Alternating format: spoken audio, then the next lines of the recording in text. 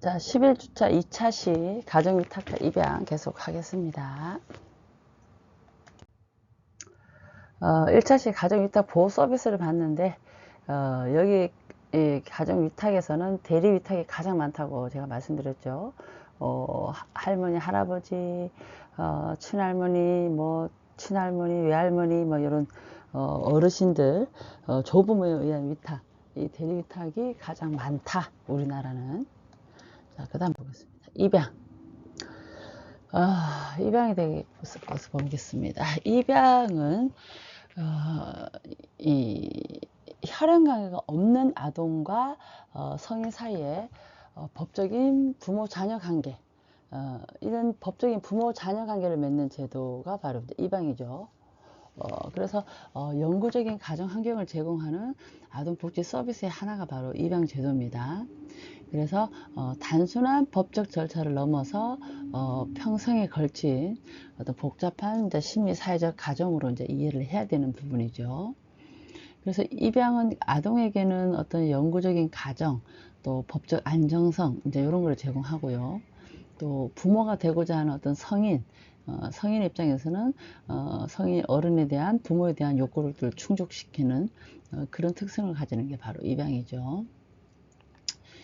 그래서 입양하면은 이제 입양의 기본 원칙은 일단 아동 최상의 이익입니다. 아동 최상의 이익을 최우선적으로 고려해야 된다. 이제 그거고요. 그래서 헤이그 국제 아동 입양 협약과 또 이게 이제 1993년도인데 우리나라의 이제 유엔의 아동 권리 협약 1989년 이런 거에서도 강조를 하고 이제 이런 것이 우리나라에도 영향을 미치죠. 그래서 모든 입양 가정과 결정 이것은 아동의 복지를 아동의 복지, 권리, 이익을 최우선적으로 중심에 두고 해야 된다. 이제 이런 방향으로 이 국제아동 입양 협약과 유엔 아동 권리 협약에서 이렇게 강조를 하고 있습니다. 그래서 우리나라는 이제 아동복지법 제2조 제2항에 아동은 완전하고 조화로운 인격 발달을 위해서 안정된 가정 환경에서 행복하게 자라야 한다고 이제 명시가 되어 있습니다. 그리고 이제 부모의 사망, 이혼, 학대, 유기, 또 경제적 어려움 이런 이유로 가족 기능이 약화되고 또 원 가정 내에서의 보호가 사실상 불가능한 경우 이런 경우에 이제 입양을 두고 있죠. 그래서 이 보건복지부에 의해서 2022년도에 우리나라에 이제 국내외 입양 아동 수가 324명 그리고 전년도 415명에 비해서는 21.9%가 감소되었다 라고 되어 있고 그러나 여전히 입양은 이루어지고 있다 이런 통계가 또 나와 있습니다. 그래서 일단 입양은 이제 혈연적 관계가 아니죠.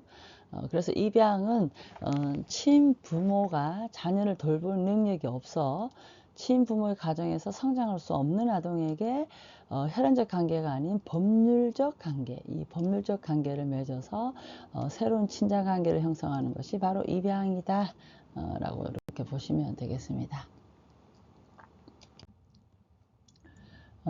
그래서 입양의 유형은 법규에 따른 입양 유형이 민법에 따른 입양 유형, 여기서 이제 민법에 따른 입양 유형, 또 입양 특례법에 따른 입양 유형, 이렇게 이제 여러 가지가 나옵니다.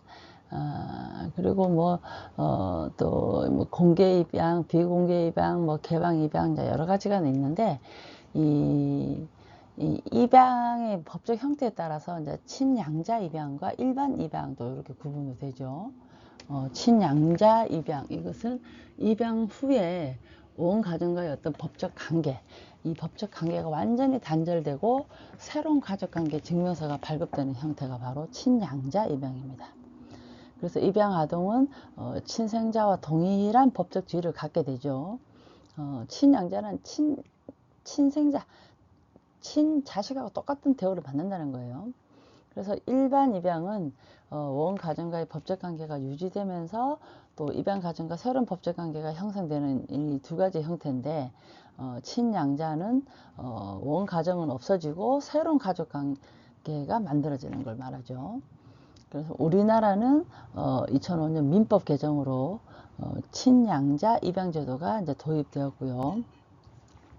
2011년에 개정된 그 입양특례법에서는 여보의 아동의 입양은 원칙적으로 친양자 입양으로만 이루어지도록 규정하고 있습니다. 왜냐하면 친양자 입양으로 인해서 원가정이 없어지고 새로운 가정의 법적 지위를 모두 부여를 하면 보호를 받을 수가 있는데, 일반 입양으로 해버리면 원가정도 유지되고 새로운 가정도 유지되고 이러면서 양쪽에 혼란이 가질 수가 있고 법적인 어떤 재산 문제라든지 여러 가지 문제가 있을 수 있기 때문에 우리나라는 친양자, 그러니까 새로운 가정에서 이루어지는 원가정은 인정이 되지 않고 그거를 일반적으로 우리는 그렇게 이루어지고 있다라고 보시면 됩니다.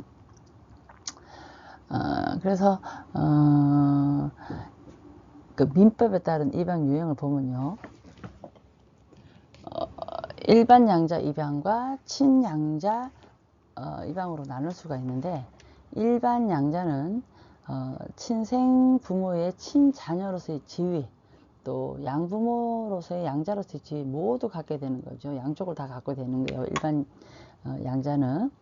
그러나 이제 친생 부모의 관계는 친권 이외에는 유지되기 때문에 입양이 된 후에도 친생 부모의 성과 본을 그대로 유지하고, 또 친양자는 입양이 되면 양부모의 완전한 친자녀와 같이 되는 양자, 이렇게 이제 나눠지기 때문에 명확한 분리가 되죠. 입양특례법에 따른 입양 유형을 보면요, 입양특례법은 입양은 국내 입양과, 즉 입양 기간을 통한 입양과 국제 입양으로 나눠질 수 있죠. 그러니까 국내 입양, 국제 입양, 이제 이것은 국내 입양은 같은 국가 내에서 이루어지는 입양이고, 당연히 국제 입양은 아동이 원래 거주하던 국가, 한국을 떠나서 다른 국가의 시민에게 입양되는 형태죠. 그래서 헤이그 협약은 국제 입양이 국내 입양의 국내 입양에 대한 이런 국내 입양의 대안을 모두 소진한 후에 고려돼야 한다라는 어떤 보충성의 원칙을 강조하고 있습니다. 이건 뭐냐면은 해외 입양을 하면은 민족 간 차별, 이런 없는 차별도 받아야 되기 때문에 충격이 더 크다는 거죠, 아동에게는. 그래서 될 수 있는 한 국내 안에서 입양이 이루어지고, 그래도 안 될 때 차선의 원칙으로 해외 입양을 해라, 이제 그런 얘기죠. 그래서 우리나라는 이 과거에 국내 입양이 아니고 해외 입양이 많았죠. 해외 입양이 많다 보니까 여러 가지 문제가 생겼죠. 그래서 국내 입양을 중심으로 그렇게 이제 하고 있다라고 보시면 되겠습니다. 자, 그러면 이 입양에 따라서 여러 가지 이제 뭐 공개 입양, 반공개 입양, 비공개 입양, 여러 가지 입양을 나눌 수 있습니다. 공개 입양은 입양 사실을 아동과 주변 사람들에게 이제 공개하는 거죠. 그리고 때로는 이제 원가족과 이제 일정한 관계를 유지하는 형태고, 뭐 반공개 입양, 이것은 입양 기간을 통해서 제한적으로 원가족과 정보를 교환하지만 직접적인 접촉은 없는 형태가 이제 반입양이고요. 또 비공개 입양, 이것은 입양 사실과 또 원가족에 관한 정보가 이제 완전히 비밀로 유지되는 형태입니다. 그래서 현대 입양 실천에서는 아동의 정체성 발달과 심리적 웰빙을 위해서 적절한 수준의 공개가 중요하다, 이런 이제 인식이 확산되고 있죠. 왜냐하면은 비공개를 했다가 나중에 알게 됐을 때 그 충격이 또 너무나 크기 때문에 적절한 수준의 공개가 중요하다라고 인식이 바뀌고 있습니다. 그러면 이거 한번 또 보겠습니다. 비공개, 공개, 또 개방, 또 그 교재는 이렇게 나와 있죠. 그리고 우리가 이제 이 입양에 따라서 입양 아동과 양부모의 관계에 따라서 뭐 친인척 입양, 또 비혈연 입양, 이제 이렇게 나눌 수가 있는데, 이 친인척 입양은 혈연 관계가 있는 친척이죠. 예를 들어 이모, 삼촌, 뭐 조부모, 할아버지, 할머니 이런 경우. 그래서 혈연 관계가 있는 입양이 이제 친인척 입양이고, 비혈연 입양, 이거는 이제 말 그대로 혈연 관계가 없는 사람들이 아동을 입양하는 형태죠.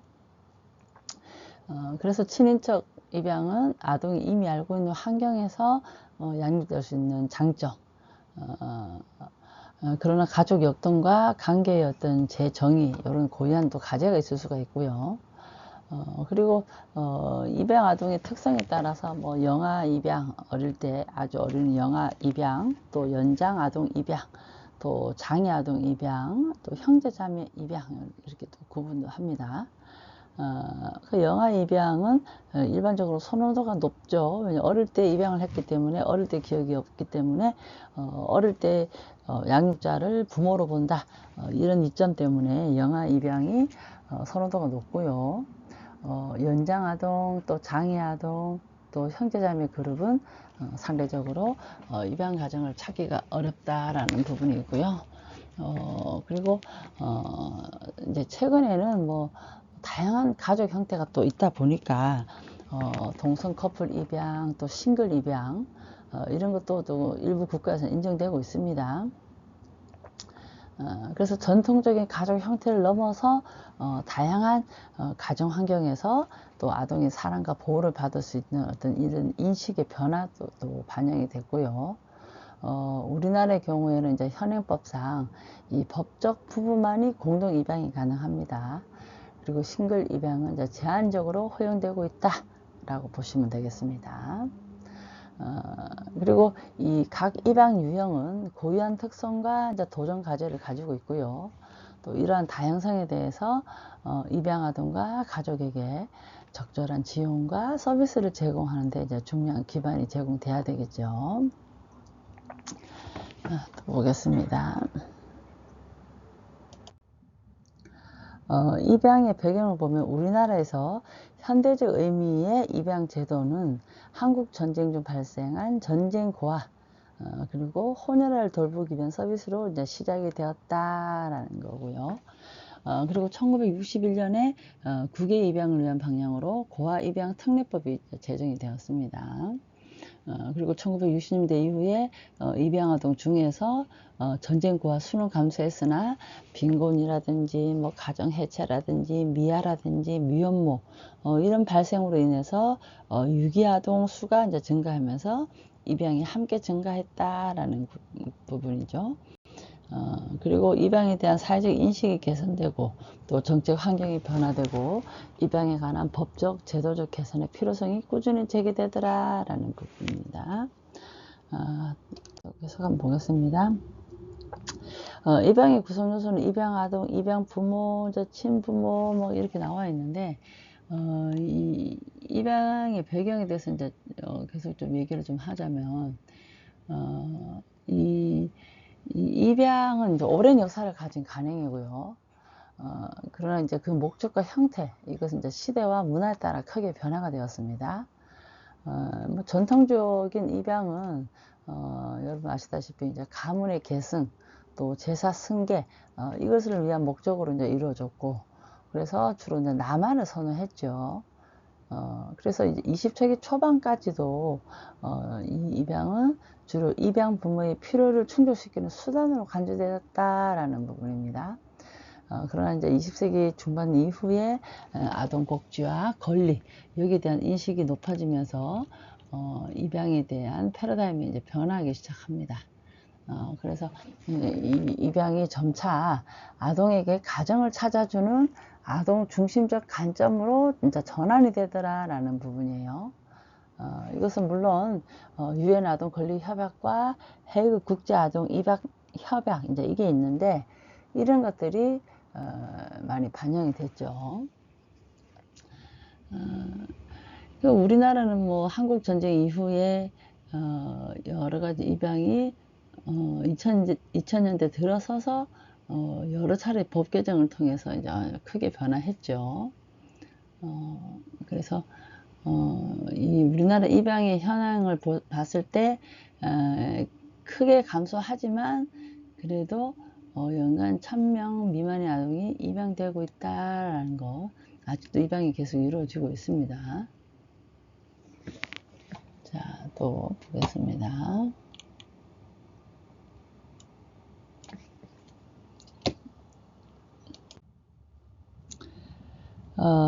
입양 신청 절차는 제도적 요식 행위이기 때문에 이제 순서대로 이루어지는데, 국내 입양 절차는요, 입양 대상 아동의 입양 준비에 관한 법적 절차가, 첫 번째는 입양 아동의 전 친생 부모에 대한 상담을 먼저 하고요.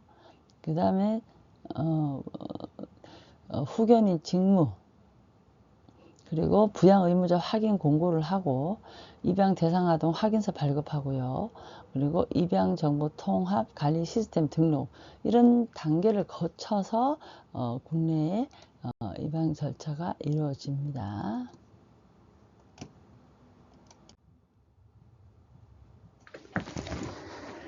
자, 그럼 국내 입양 절차는 양친될 사람의 입양 준비에 관한 법적 절차. 첫 번째는 양친 가정조사 신청서를 제출하고요. 그 다음에 가정조사 및 양친 가정조사서 발급을 하고요. 그리고 범죄 경력의 확인 요청을 합니다. 그리고 네 번째가 교육 및 양친 교육 이수 증명서를 발급을 하죠. 이렇게 이제 국내 입양할 때도 절차가 되게 까다롭고, 이 절차를 다 패스를 해야 입양이 가능하죠. 그래서 입양 절차는 뭐 입양 대상 아동이 발생하면 예비 양부모 이제 준비 및 심사를 하는데, 심사를 할 때 여러 가지 경제적 능력, 사회적 지위 뭐 이런 걸 다 평가를 한다는 거죠. 그리고 입양 사후 서비스 하고 이런 단계가 다 이루어지는데, 입양 아동 대상이 발생했을 때 주로 이제 친생 부모의 어떤 자발적 입양 의뢰가 있는 경우에는요, 이제 조사를 하는데, 주로 이제 미혼모가 경제적이라든지 사회적 이유로 양육이 어려워서 입양을 결정하는 경우가 또 생기고요. 또 아동보호 전문기관의 의뢰로서 학대나 방임 등으로 원가정에서 분리된 아동이 입양 대상이 되는 경우에 이런 또 아동보호 전문기관의 의뢰를 받아서 또 이루어집니다. 그리고 또 그 베이비박스 등에서 유기된 아동, 이런 아동이 또 입양 대상이 되고요. 그리고 보호시설에서 생활하던 아동이 입양 대상이 되는 경우도 있죠. 자, 그래서 또 한번 보겠습니다. 양친될 사람이 입양 준비에 관한 법적 절차는 이런 절차를 밟고 나중에는 교육 및 양친 교육 이수 증명서 발급까지 받아야 된다라는 부분이죠. 국내 입양 절차를 보면요, 가정법원의 허가를 받고 그 다음 친양자 입양 신고를 하는데, 첫째 입양의 효과, 두 번째는 친양자 입양 신고, 그리고 양친 또는 양자는 가정법원의 허가서를 첨부해서 가족관계 등록 등에 관한 법률이 정하는 바에 따라서 친양자 또 입양 신고를 하게 됩니다. 입양 아동의 권리 인도 및 보고를 보면요, 사후 관리를 할 때 입양기관의 장은 성립이 된 후에 1년 동안은 양친과 양자의 상호작용을 위해서 사후 관리를 해야 된답니다. 1년 동안.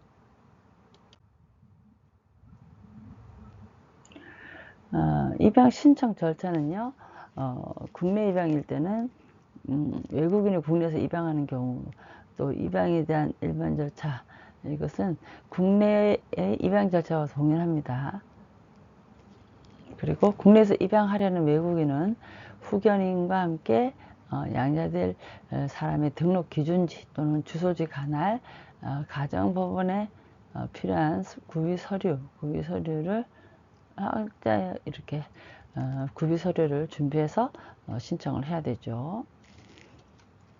자, 봅시다. 이 입양에서는 충분히 이제 입양 의뢰 전에 친생 부모에게 충분한 상담과 이제 정보 제공이 이루어져야 되고, 그리고 미혼모에 의한 출산 후 그 미혼모에 의한 입양은요, 출산 후에 이제 일주일이 지난 후에야 입양 동의가 가능하죠. 그래서 이 친생 부모, 특히 이제 출산 직후에 취약한 상태의 미혼모, 이런 미혼모가 충분한 정보와 수고 없이 입양을 결정하지 않도록 하기 위한 여러 가지 보호 장치가 또 있습니다. 자, 또 보겠습니다. 입양 관련법과 제도, 입양은 입양특례법을 근거로 두고 있고, 이 입양특례법은 제1조에 따라 여보 아동의 입양에 관한 요건 및 절차 등에 대한 특례와 지원이 필요한 사항, 요거를 정함으로써 양자가 되는 아동의 권익, 또 복지를 증진하는 것을 목적으로 하고 있습니다. 그리고 입양 관련 기관의 현황은 아동권리보장원 입양기관 보시면 되고요. 국내 입양 가정에 대한 지원입니다.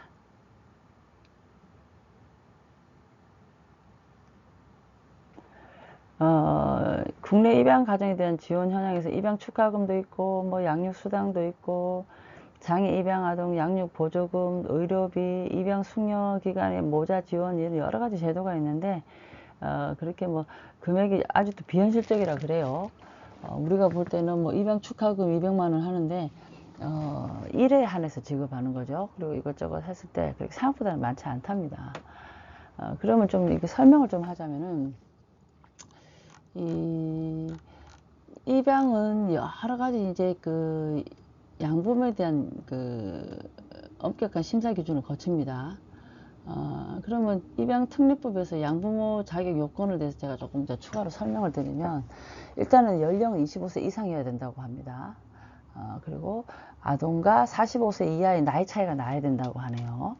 그리고 혼인 상태는 또 3년 이상 혼인 관계가 유지가 돼야 되고, 3년 이상이에요. 나이는 일단 입양할 때 부모는 가장 적은 나이가 25세 이상이어야 된다는 거. 그리고 아동과는 45세 이하의 나이 차이가 나야 된다는 거. 또 경제력은 중위소득 이상이어야 된다는 거. 중간보다 높아야 된다는 얘기죠. 그리고 범죄 경력이 없어야 되고, 또 건강 상태가 양호해야 되고, 그래서 이런 상태를 거쳐서 이제 가정조사를 통해서 양육 환경의 적합성을 평가를 하죠. 그래서 이제 이 단계를 거쳐서 이제 결혼하는 단계인데, 이것은 이제 적합한 예비 양부모와 입양 대상 아동을 연결하는 과정을 결혼 단계를 합니다. 그래서 아동 정보를 제공합니다. 예비 양부모에게 아동의 건강 상태, 발달 특성, 배경에 관한 정보를 제공하고요. 또 결혼위원회에서 결혼위원회가 있는데, 이거 이제 일부 기관에서 전문가로 구성된 위원회죠. 이 위원회에서 아동과 가정의 어떤 체적 결합을 이제 논의하고요. 그리고 예비 양부모와 아동이 이제 첫 만남이 이루어지는데, 이때 상호 적응 가능성을 이제 확인을 합니다. 어느 정도의 상호 적응 가능성이 있는지, 피드백은 어떤지 이런 걸 보죠. 그래서 결혼 과정에서 아동의 특성과 필요, 또 예비 양부모의 양육 역량과 환경, 이런 거를 종합적으로 고려해서 최적의 결합을 찾는 것이 중요하죠. 특히 이제 특수한 필요를 가진 아동, 뭐 특수한 필요를 가진 아동 하면은 뭐 장애 아동, 또 연장 아동 이런 경우인데, 이런 경우에는 이에 적합한 양육 역량과 자원, 이것을 갖춘 가정과 또 연결하는 것이 중요하죠. 그래서 이렇게 이제 입양 숙려 기간에 모자 지원도 해주고, 이렇게 여러 가지 제도에 뒷받침이 되는데, 아직도 현실적으로는 부족하다 그거예요. 그리고 입양에 대한 어떤 사회복지 실천 부분에서는 관련 법규를 아직도 개정을 해야 되고, 그리고 입양 주요 사업에 대한 지원이 확대돼야 되고, 왜냐하면 비현실적인 금액이 많습니다. 그리고 입양 사업에 대한 국민의식도 개선을 해야 되고, 이제 여러 가지 과제가 있는데, 이 입양은 이제 사후 관리 방문을 잘해야 되겠죠. 입양 후에 일정 기간 동안 사회복지사가 정기적으로 방문해서 적응 상태도 점검도 해야 되고요. 또 양부모 교육 및 상담도 꾸준히 해야 됩니다.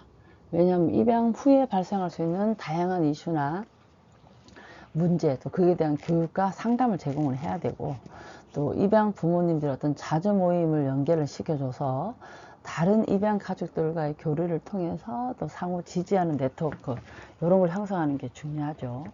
그리고 입양 아동의 어떤 정체성도 지원을 해줘야 됩니다. 그래서 입양 아동이 자신의 입양 사실과 배경, 이것을 이제 건강하게 이해하고 수용할 수 있도록 지원할 필요가 있습니다. 네, 여기까지 하고 마치겠습니다. 수고하셨습니다.